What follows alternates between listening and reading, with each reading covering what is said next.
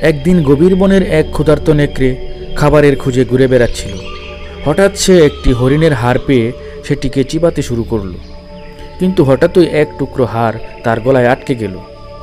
নেকড়ে ব্যথায় কাতর হয়ে পড়ল, চোখ লাল, নিঃশ্বাস বন্ধ হয়ে আসছে।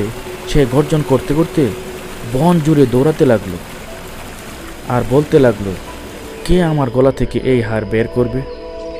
সব পশুরা ভয়ে লুকিয়ে পড়ল। প্রথমে খরগোশের সাথে দেখা।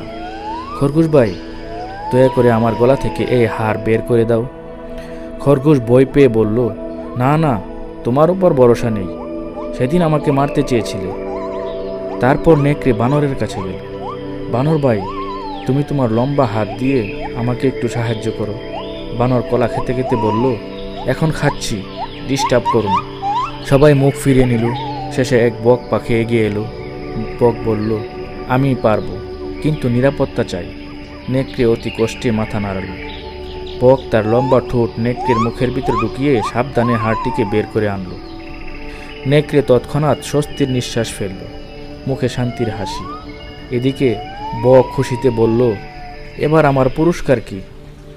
নেকড়ে তীক্ষ্ণ চোখে তাকিয়ে বলল, তুমি আমার মুখে মাথা ঢুকিয়ে বেঁচে ফিরছ, এটাই তো তোমার পুরস্কার।